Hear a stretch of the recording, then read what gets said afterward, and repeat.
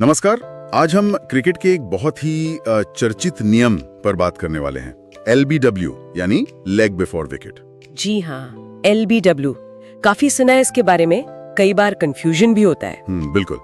ये नियम है क्यों? सीधी सी बात है, ताकि बल्लेबाज जानबूझकर अपने पैड से गेंद ना रोकें, बल्ले का इस्तेमाल करें। सही कहा, खेल निष्पक्ष रहे, ये इसका मुख्य उद्देश्य है। लेकिन इसकी शर्तें थोड़ी सी पेचीदा हो सकती हैं, तो आज वही समझने की कोशिश करते हैं कि मैदान पर ये असल में काम कैसे करता है। बिल्कुल, और देखा जाए तो LBW को समझना खेल देखने का मजा भी बढ़ा देता है। तो कहाँ से शुरू करें? सबसे पहली और जरूरी शर्त क्या होती है इसमें? हाँ, तो सबसे पहले आती है गेंद की पिचिंग, मतलब गेंद टप्पा कहाँ खा रही है, ये बहुत जरूरी है। पिचिंग, हाँ सुना है कि अगर गेंद लेग स्टंप के बाहर पिच हो तो फिर आउट नहीं होते। एकदम सही, पहली शर्त यही है, गेंद या तो स्टंप्स की लाइन में पिच होनी चाहिए, मतलब विकेटों के बीच में कहीं, या फिर ऑफ स्टंप के बाहर। अच्छा, अगर गेंद लेग स्टंप के बाहर पिच होती है, मतलब दाएं हाथ के बल्लेबाज के लिए लेग साइड पर विकेट लाइन के बाहर, तो बल्लेबाज LBW आउट नहीं हो सकता, किसी भी हाल में नहीं। ओके, तो लेग स्टंप के बाहर पिच मतलब नॉट आउट LBW, क्लियर है। और अगर गेंद ऑफ स्टंप के बाहर पिच हो? हाँ, ये इंटरेस्टिंग है। अगर गेंद ऑफ स्टंप के बाहर पिच होती है तो एक और चीज देखनी पड़ती है। वो क्या? ये कि बल्लेबाज ने शॉट खेलने का प्रयास किया था या नहीं। अच्छा, मतलब अगर ऑफ स्टंप के बाहर पिच हुई और बल्लेबाज ने शॉट खेलने की कोशिश की तो फिर वो LBW आउट नहीं होगा, भले ही गेंद पैड पर लगी हो और स्टंप्स में जा रही हो।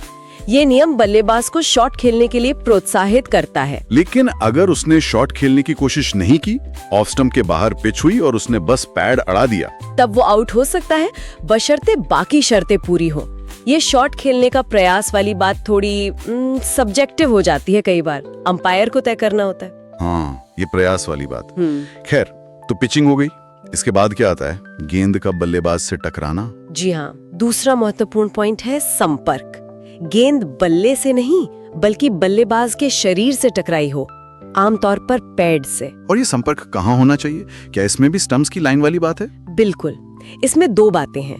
पहला, इम्पैक्ट यानी संपर्क का पॉइंट स्टंप्स की लाइन में है या नहीं। ओके। दूसरा, क्या गेंद स्टंप्स को हिट कर रही थी। लेकिन पहले इम्पैक्ट की बात करते हैं।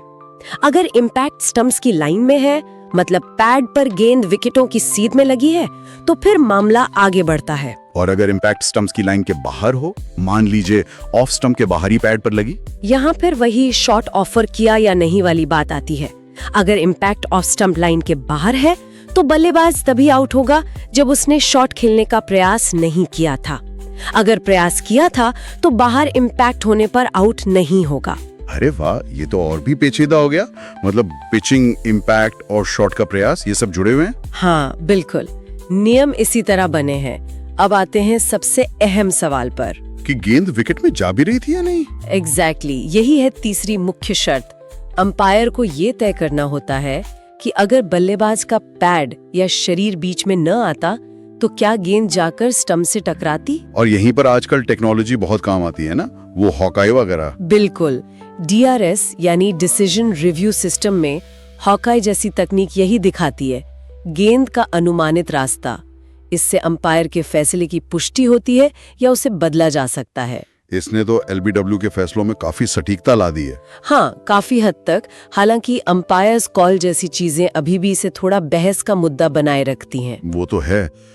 अच्छा, एक और बहुत जरूरी बात रह गई शायद, नो बॉल। हाँ, ये तो बेसिक है।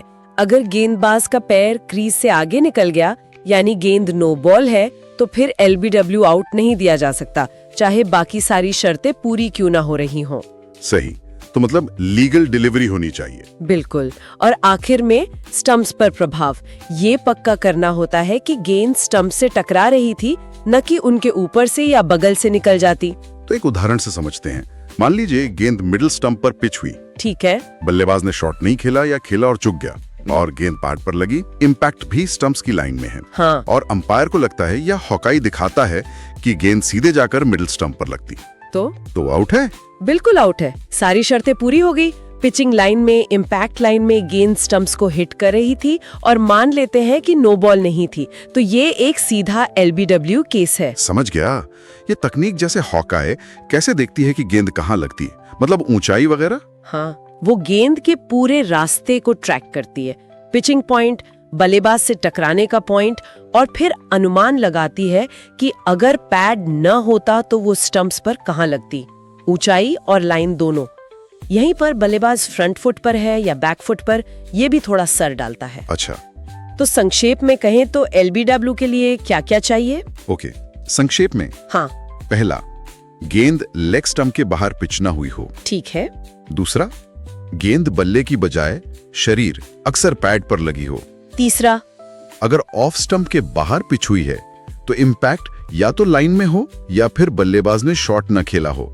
अगर इम्पैक्ट भी बाहर है तो नॉट आउट। चौथा, इम्पैक्ट पॉइंट मायने रखता है शॉट खेला या नहीं के संदर्भ में।